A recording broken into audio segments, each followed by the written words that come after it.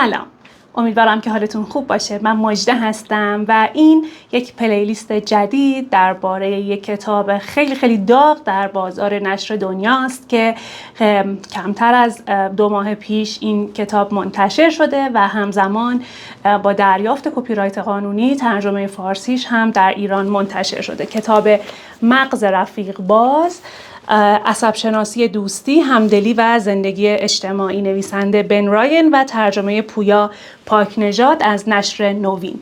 این کتاب خیلی خیلی بروزه. حالا غیر از اینکه به تازگی منتشر شده، اطلاعات علمی خیلی بروزی داخلش هست و نویسنده اون یک عصب پژوهه که خب حالا بیس روانشناسی و اینها هم از قبل داشته و تلاش کرده خیلی خیلی به زبان ساده درباره کارکرد مغز انسان توی روابط اجتماعی حرف بزنه.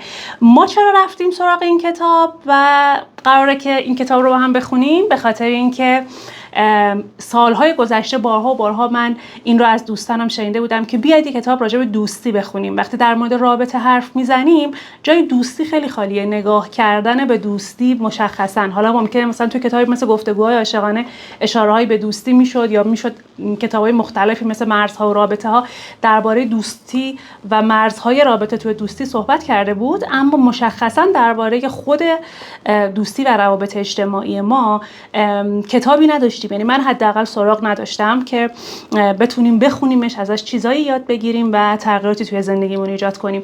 از این جهت کتاب خیلی کتاب ارزشمندیه. امیدوارم که شما هم همراه با من و دوستام کتاب رو بخونین و بتونیم کلی بهره ببریم. حالا جالب ماجرا برای من اینه که من خودم توی همین روزها، الان اواخر پاییز 1404 هست، از همه سالهای گذشته زندگیم، حتی فکر می‌کنم مثلا از 10 سال گذشته تا الان، هیچ وقت به اندازه الانی که دارم صحبت میکنم توی روابط اجتماعی دچار ضعف و بی‌حوصلگی و انزوا نشده بودم و خوندن این کتاب خیلی داره بهم کمک میکنه. اون میفهمم که اون حوصله ندارم، اون مهمونی من نمیام، اون تلفن جواب ندادن، اون جایی که دوستت پیام میده جواب نمیدی، دیر جواب میدی، یا مثلا خودت زنگ نمیزنی احوال پرسی کنی و اینا داستانش چیه، چه اثری رو زندگی ما میذاره و روابط اجتماعی خوب چه اثری رو زندگی ما میذاره.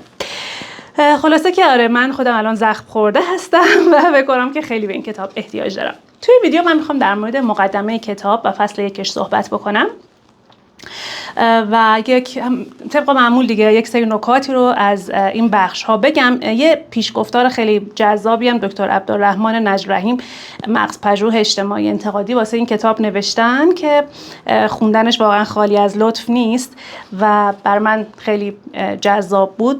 در موردش چیزی نمیگم که خودتون برین سراغش و بخونینش، 2 صفحه است. مقدمه کتاب، اول یه نکته رو بگم، این چون خودش یه صفحه در موردش گفته، منم خیلی در حد کوتاه بگم. نویسنده میگه که من امکان اینو دارم و توان اینو دارم که خیلی از اصطلاحات علمی استفاده بکنم چون دارم درباره مغز حرف میزنم، اما این به کار شما نمیاد و من دوست دارم، یعنی نویسنده اینطور میگه من دوست دارم به زبان ساده این کتاب رو بنویسم، از اصطلاحات ساده استفاده کنم، هر چی که میتونم موضوع رو ساده تر بیان بکنم که این اطلاعات علمی و بروزی که حالا با اون ویژگی ها تو مقالات علمی و تو کتابای علمی میاد و احتمالاً برای مردم عادی به درد نخوره چون درک خوبی ازش نمیتونن داشته باشن، این کارو نکنم و میخوام با زبان ساده برای شما توضیح بدم. یعنی بنا رو میذاره بر این که من و شما تا حالا هیچ چیزی در مورد مغز نمیدونستیم، مثلا حتی در حد اینکه نیمکره راست و چپ داره مغز ولی کارش چی هم نمیدونیم، بخشای مغز چیه نمیدونیم و این پیش‌فرض رو نذاشته که کسایی این کتاب رو میخونن که پیش از این هم کتاب‌های درباره مغز خوندن. و اگه که شما یه دیدی راجع به مغز داشته باشید، مثلا توی کتابایی مثل مغزپذیرا، کتابای دنسیگل که خیلی تلاش میکنه که از دید مغزی به رابطه والد و کودک نگاه بکنه، احتمالاً یه دیدی دارین حتی اگر رشته مرتبط نخوندین. ولی حتی اگر اون کتاب‌ها رو هم نخونده باشید، انقدر براتون روون و راحت هست این کتاب که هیچ مانعی برای خوندنش نخواهید داشت. و آقای پویا پاکنژاد هم خیلی این کتاب رو خوب ترجمه کردن، آقای پاکنژاد، و خیلی روون و ساده، یعنی همونطور که نثر انگلیسی کتاب احتمالاً خیلی روون و ساده است، فارسیش هم همینطوره. و خلاصه که بخونید و ازش لذت ببرید. این از این. توی مقدمه در مورد 3 تا موضوع مهم صحبت میکنه، 3 تا حقیقت تلخ که این حقیقت‌ها در حقیقت یک مقدماتی هستن برای اینکه ما اصلا بدونیم که چرا ما میخوایم راجع به روابط اجتماعی حرف بزنیم، چرا ما میخوایم راجع به دوستی حرف بزنیم. و خیلی خیلی هم جالبه. اولیش میگه که ما در دنیای چند پاره زندگی میکنیم. ما بعد از همهگیری کرونا به روابط کمتر عادت کردیم، به انزوا، به تنهایی، به خلوت عادت کردیم، به خاطر رسانه‌های اجتماعی، به خاطر مشغله‌های کاری، به خاطر بعد مسافت و خیلی چیزها. یعنی میتونین خیلی عوامل رو به این در حقیقت اضافه بکنین. حتی مثلا من فکر میکنم در مورد جامعه ایران اتفاقات اجتماعی که مثلا در ایران افتاده توی بعضی خانواده‌ها، بعضی گروه‌های دوستی‌ها هم به خاطر تفاوت سلیقه و نظرها در مسائل اجتماعی هم آدم‌ها با هم چیز شدن، مثلا فاصله از هم گرفتن. یعنی میخواد بگه که ما در زمانه‌ای زندگی می‌کنیم که همه چیز اون بیرون به نفع اینه که ما منزوی زندگی کنیم، در حالی که انزوا چقدر به ما آسیب میزنه.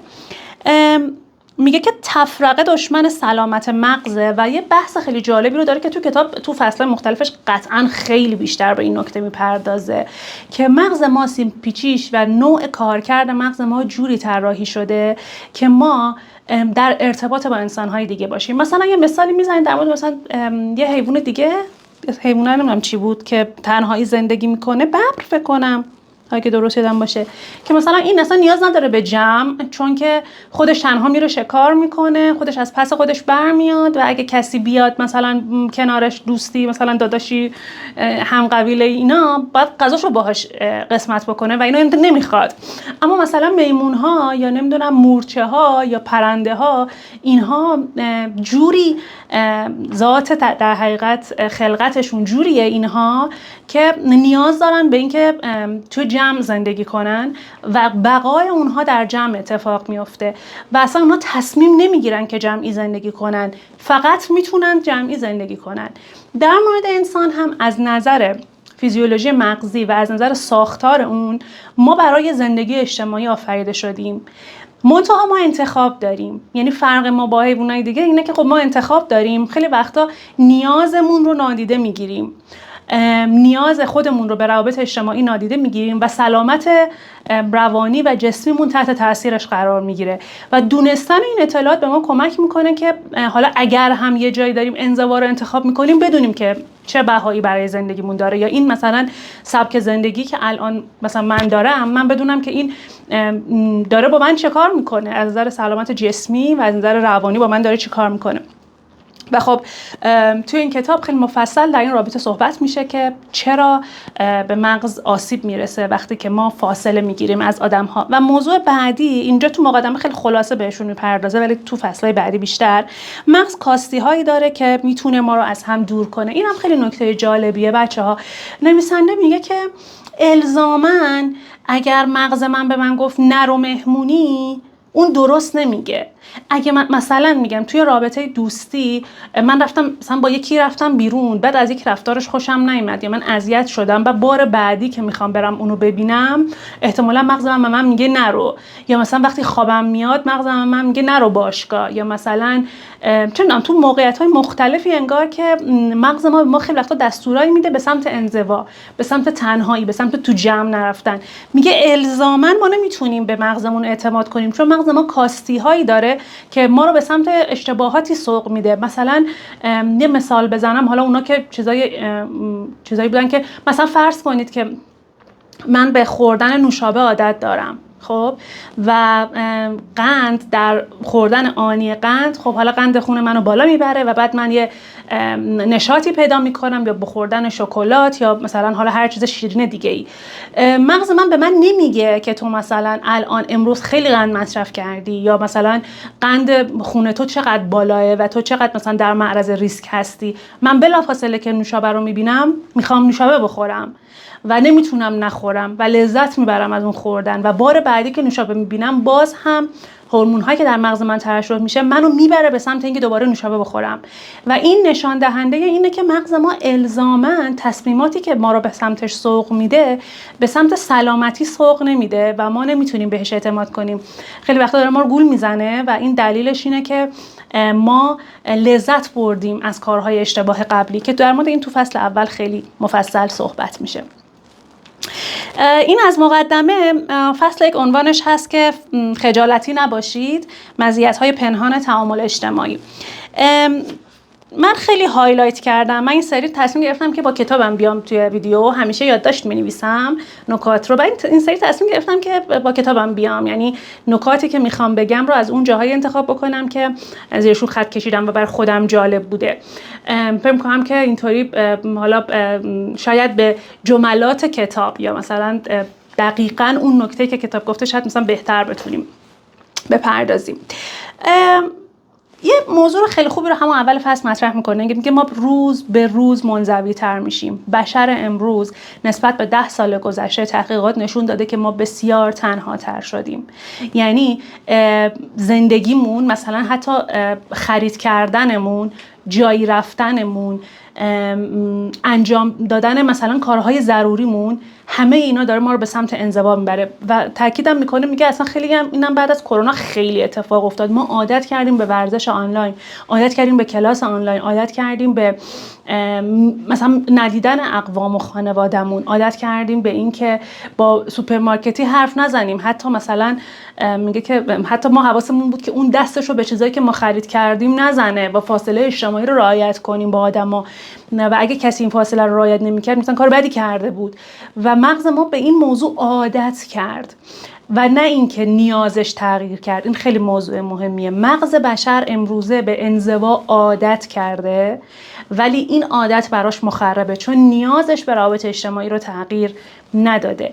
و میگه که ما مثلا الان شما مثلا یه مثال بزن، من این در مورد زندگی خودمه دیگه، کتاب همین مثال زده، من حالا با جزئیات زندگی خودم میگم. من مثلا صبح بعد یادم میاد که مثلا برای نهار که میخوام ظهر درست کنم پیاز نداریم، بعد میگم که خب سیبمون هم 2 تا بیشتر نمونده، خب میرم پس تو اسنپ مارکت از میوه فروشی پیاز و سیب و بچم چند وقته که موز نخورده، موز میشه خاطر که سبد خریدمون مثلا حالا بتونیم که آنلاین سفارش بدیم، 4 تا چیز دیگه هم اضافه میکنیم و سفارش میدیم.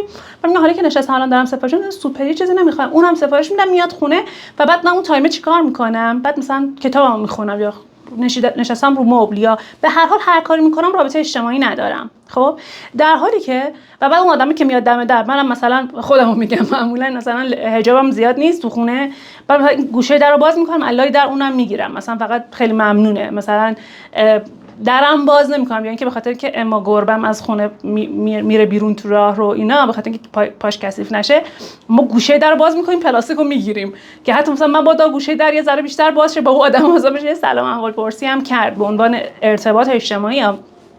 اما در حالی که من اگر که خودم رو ملزم کنم که از خونه بیرون برم چه اتفاقی میفته؟ من از تو آسانسور ممکنه همسایه ببینم و سلام کنم، توی مسیر که دارم میرسم به مثلا میوه فروشی نزدیک خونه ممکنه یه بچه مدرسه‌ای ببینم بهش لبخند بزنم. میرم اونجا در مورد اینکه سیب سبز دارین یا سیب زرد دارین با مغازه‌دار صحبت میکنم و اگه مثلا روی مود خوبی باشم احتمالاً میگم که از اون لیمو مثلا الان از اون فقط لیمو خارکی دارین، از اون لیمو سبز کوچولوها دیگه فصلش نیست، و اون میگه که نه خانم میدونی 2 ماه تموم شده، و میگن که هفته پیش میوه فروشی داشت، و میگه نه خانم گلخونه ایه مثلا اونا نمیدونم چیه. همین مکالمه اتفاقی در مغز من میفته با این مکالمه که بخشی از نیازهای روابط اجتماعی ما تأمین میشه در گفتگوی با آدم ها. و توی فصل 1 در مورد این صحبت میشه که آیا روابط سطحی مثل صحبت کردن با همسایه تو آسانسور، مثل صحبت کردن با میوه فروش، مثل صحبت کردن با راننده اسنپ، اینها هم برای ما مفیده، یا ما داریم در مورد رابطه های دوستی عمیق وقتی با دوستامون میشینیم درباره خودمون حرف میزنیم به مغزمون کمک میکنه؟ که جواب این سوال رو همون اول میده، اما دلایلش رو در ادامه فصل خیلی خوب توضیح میده که الزاما مهم نیست، گرچه که تحقیقات نشون داده که وقتی ما توی گفتگوهامون با آدم‌ها درباره خودمون حرف میزنیم، میزان صمیمیت و میزان ترشح هورمون‌هایی که پاداش دهنده مغز هستن برای ارتباط ترشح میشه خیلی بیشتره. اما معنیش این نیست که سلام کردن به همسایه تو آسانسور اثر نداره. یک کوچولو این داره، یک کوچولو بچه همسایه داره که داره میره مدرسه، یک کوچولو مغازه داره میره فروش داره، بچه میدونم حالا هر کدوم از این روابط گذرا با آدم‌های غریبه، اینها کوچولو کوچولو کوچولو جمع میشن و نیاز مغز ما رو هر کدوم تامین میکنن. یعنی هر یک ذره بخشی از نیاز ما رو تامین میکنه. دیگه در مورد این صحبت میکنه که واقعا اوضاع وخیمه. واقعا اوضاع وخیمه و اگه بخوایم به روتینمون و به عادتمون و به اونجوری که دور و بریامون هم هستن و زندگی میکنن به همون مدل زندگی کنیم، سلامت جسمی و روانی خودمون رو بسیار تحت تاثیر قرار دادیم. حتی تحقیقات نشون میده که بیماری‌های قلبی عروقی، بیماری‌های مختلف، اصلا عمر انسان‌ها با کم شدن روابط اجتماعیشون چقدر کاهش پیدا کرده در گذشته یا در لایف استایل‌هایی که همین امروز مثلا تو جوامع کوچیک‌تر، کمتر مدرن، مثلا توی روستاها یا خانواده‌هایی که هنوز عادت دارن به شکل قبیله‌ای با هم ارتباط دارن و رفت و آمد دارن، جمعه‌ها همه خونه مادر بزرگ پدر بزرگ هستن و حتما هر هفته مثلا خانواده درجه 1 و 2 رو می‌بینن، اینها نشون داده که حالا اونایی که حتی در امروز در دنیای مدرن هم زندگی میکنن، اونها به مراتب بدن سالمتری دارن و دیرتر میمیرن و احتمال بروز بیماری‌های قلبی عروقی یا حالا یا حتی بیماری‌های دیگه در اونها کمتره. و خب از نظر سلامت روان هم حالشون خیلی بهتره دیگه. و خلاصه که میگه که اوضاع خیلی خرابه، اصلا فکر نکنید که ما داریم در مورد یک چیز معمولی صحبت میکنیم. توی این فصله بچه‌ها مقالات و مثلا روش تحقیق و مقالات و پرسجوهایی که مثلا انجام شده و به یک نتیجه رسیدن رو نوشته و این مثال‌ها به نظر من خیلی خوبن و کمک میکنن که ما عینی بشه برامون مسائل علمی که داره مطرح میکنه. خب اینجا یه نکته جالب داره، میگه تعامل ما چه خودجوش باشه، مثل حرف زدن با یه غریبه توی قطار و چه مثل دیدن تصادفی دوستی توی فروشگاه و چه اجباری و ساختگی باشه مثل حرف زدن با غریبه توی قطار، همیشه خلقمون رو بهتر میکنه. و البته ارزش روانشناختی هر تعامل بسته به کیفیت اونه، اما میتونن همه اینها مفید باشن. افرادی که سبک زندگی اجتماعی دارن شادترن و حتی رفتارهای برونگرایانه نیز به بهبود حالشون کمک میکنه. توی این فصله اون 3 تا حقیقت تلخی که توی مقدمه گفته بود، ما در دنیای چند پاره زندگی میکنیم و انزوا مغز ما آسیب میزنه، و اون یکی رو مفصل بیشتر هم توضیح داده. میگه این داستان روابط اجتماعی مثل خورد و خوراکه، یعنی عین تغذیه، عین خواب سالم. مثلا ممکنه که شما بگی که من عادت کردم، من اصلا همینطوری خوشحالم، من مثلا امروز جمعه است، خواهرم بهم گفت میای بریم خونه مامان جون، گفتم که میخوام ویدیو بگیرم، بعد نمیدونم حالا بعدش میخوام این کارو انجام بدم، شاید رسیدم فلان کارو انجام بدم، و من گفتم نه به روابط اجتماعی. و مثل این بود که من مثلا شب تا ساعت 3 بیدار بمونم و نخوابم و فردا کسل بیدار شم. یعنی اثرش همینه. یا مثل اینه که من غذاهای با مواد نگهدارنده بخورم، یا من مثلا سوسیس کالباس بخورم. خب اینا رو عینی میکنه که ما بدونیم که ببین وقتی ما داریم راجع به سلامتی صحبت میکنیم، واقعا داریم در مورد سلامتی صحبت میکنیم و در مورد ضرورتش صحبت میکنیم. روابط اجتماعی شبیه به تغذیه سالم و خواب سالم و چه میدونم ایناست توی زندگی ما، و به خاطر همینه که بچه‌ها مثلا اگر که مراجعه کرده باشید به روانپزشک یا به روانشناس، یکی از اون گزارش‌های اولیه که از شما میگیره به شما میگه که خوابت چطوره، رفت آمدت با دیگران چطوره. اینا جزو سوالای اولیه‌ای که میپرسن. رابطت با دوستات چطوره؟ یعنی معمولا اینا جزو چیزایی که میپرسن که چقدر مود اینو داری، چقدر خلقت چطوریه، مثلا توی رفت آمد باده، تو جمع حرف میزنی یا نمیزنی، مثلا خوشحالی یا نیستی. و بچه‌ها اینم نمیدونم یه جایی باز تو کتاب میگه، باز من خودم از تجربه خودم بگم، دیدید بعضی وقتا با بدترین حالت، یعنی با بد خلق ترین و بد مود ترین وضعیتمون که چشامون پف کرده از گریه، حتی من یه مثالشو دارم 3-4 هفته 2 هفته پیش که یه پستی هم تو اینستاگرام نوشتم، شاید دیده باشیدش، من با همون چشم و همون ساعت‌ها گریه کردم. رفتم کافه، قرار داشتیم با یه سری دوستام واقعا اگه اونجا کسی بام حرف میزد ممکن بود بزنم زیر گریه و بچه‌ها هم لطفا ازم نپرسین چته، چون اگه بگید بپرسین چته من بغضم دوباره میشکنه و من نمیخوام گریه کنم الان. و راجع به مسائل همینطوری حرف زدیم، راجع به بچه و امتحانا و آلودگی هوا و این الان کافه قهوه‌اش خوبه یا نه و چرا نمیدونم چای رو تو این فنجونا و این چیزا. و واقعا وقتی که برمیگشتم خونه حالم خیلی بهتر بود، خیلی حالم بهتر بود. و از این مثالا احتمالا هممون داریم، یعنی وقتی که دیگران به زور ما رو از خونه میکشن بیرون یا به زور میان خونمون و ما حالمون خوب نیست، بد مودیم، خلقمون بده، ولی وقتی که میرن یک کوچولو هم شده ما بهتریم. نه فقط تو رابطه با دوستامون، حتی وقتی که مثلا ما حتی توی جمع غریبه میریم، مثلا چه میگه ایونتی برگزار میشه یه جایی که یک نفر سخنرانه، حتی من ممکنه گفتگوی 2 نفره خیلی با آدمی خاصی نداشته باشم، ولی میرم توی جمع، از خونه میرم بیرون 4 تا آدم میبینم، راننده میبینم، راننده ماشینای دیگر رو میبینم، مثلا کافه دار رو میبینم، نمیدونم آبر پیاده رو میبینم، آقای پاکبان رو میبینم بهش میگم خسته نباشین. همه اینها برای من دستاورد داره و میگه که ما باید این یه اصطلاح باحال داره، میگه ما باید مدام میوه اجتماعی دلپذیر روبرویمون که التماس میکنه بچینیمش. خیلی جالبه، میوه اجتماعی دلپذیر روبرومون که التماس میکنه اون رو بچینیم، میوه‌ای که توانایی کمیاب و ارزشمندی در بهبود خلق و خو و سلامت مغزمون داره. بعدتر توی کتاب یه عنوان باحال داره، میگه بیاین کاپوتو بزنیم بالا و به موتور نگاه کنیم. اینجا میخواد که در مورد ساختار مغزی 3 تا هورمون که خیلی مؤثر هستن در احساس خوشایند ما در رابطه اجتماعی صحبت کنه. میگه مثلا اینه که شما همیشه رانندگی ماشین رو میکنی ولی یه بار به کاپوتو بزنیم بالا اصلا ببینیم موتور چیه، سیلندر چیه، مثلا اینا اصلا چطور کار میکنن و اینها. از اون کاره که مثلا من اصلا نمیکنم و هیچ وقت نمیدونم که آب ماشینم، روغن ماشینم اوکیه یا نه و همیشه پدرم دعوام میکنه. اینو اینجا خوندم برای خودم یه لبخند گذاشتم که کاپوت ماشینتو نمیزنی بالا آب روغن ماشینتو چک کنی خانم مجده. یه جمله خیلی جذابی داره اینجا که خیلی خیلی ملموس میکنه داستانهای مغزی رو. میگه به ازای هر تجربه روانشناختی رویدادی متناظر در مغز ما وجود داره که اون تجربه رو رقم میزنه. مثلا بچه ها یعنی چی؟